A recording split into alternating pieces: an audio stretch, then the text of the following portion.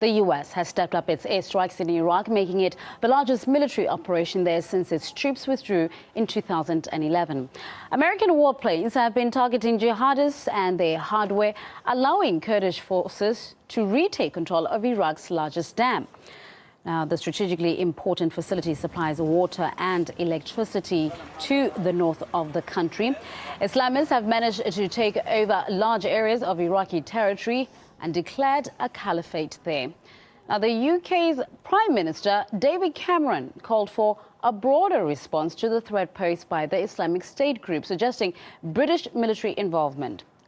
Let's discuss this now with John White, an author who has written extensively about the Middle East. He joins us live. You're live on RT International, Mr. White.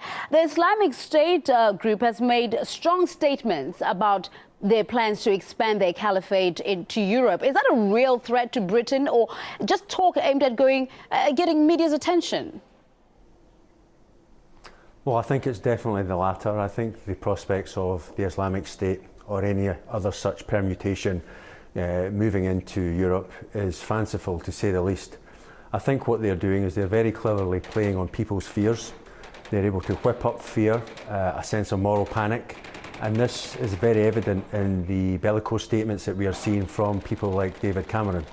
David Cameron is clearly the political equivalent of Rip Van Winkle, the fictional character who goes to sleep for 20 years before waking up to find that the world has changed.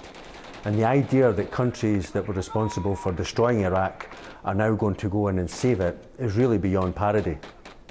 You know, research has been carried out into how much public support the Islamic State group has in three of Europe's biggest nations. Apparently in France, it has reached 15%. How significant is that? Well, it's significant if you take it in isolation, but I think there's more than one issue being played out in these figures. I think the domestic situation in France, with regards to minorities in particular, is not very good. Social cohesion is very weak. We see that reflected in the success of the National Front, the far-right neo-fascist party, in the recent European elections under Le Pen. And so I think there's issues with youth unemployment, with the treatment of minorities, with a lack of social cohesion, because the French policy of assimilation of minorities is clearly a failed one. If you compare that to Britain, where we have a policy or a principle of multiculturalism, whilst not perfect, it certainly helps in terms of respecting the right of minorities to practice their religion and culture without too much molestation from the state. I don't think that's the same situation in France, and I think these figures reflect that. But it's also the fact that 3 decades and more of Western intervention in the Middle East, the slaughtering of millions of people or helping in the slaughter of millions of people across the Middle East, Libya, Syria, Iraq, Afghanistan, the double standards when it comes to Israel-Palestine. I think this has now been reflected in Western public opinion, not just amongst Muslims, by the way, in general. I want us to just elaborate a little bit more on what you just touched on there in terms of the demographics. Staying with France, those aged 18 to 24 are shown to be the ones who are mostly supportive of this Islamic State group. The demographics, how big of a role do they play in things like this? And should we be worried that, like you said, minorities and those who feel that they're a little bit sidelined in society are actually going to join and supporting such radical groups?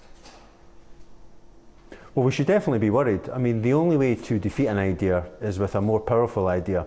And that more powerful idea at this point is lacking. We have mainstream parties who follow an ironclad consensus when it comes to the economy, when it comes to foreign policy. The youth are have never been more alienated all across Europe under the rubric of austerity, which is really just a mass experiment in human despair. Young people, especially from minorities and from low-income backgrounds, are having a hard time. So this is going to create a backlash, and we're seeing that backlash. But clearly there's a worry that the sentiment towards an opposition is being funneled to fanatics such as the Islamic State, formerly called ISIS. It's certainly a worry. But I think there's more than one issue being played out in these figures, as I said. I think the domestic issues in France, domestic situation in Germany and all across Europe is being bound up in these figures.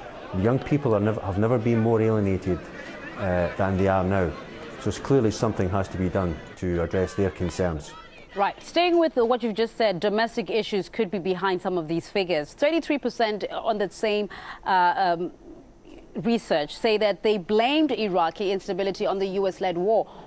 Do you agree with that?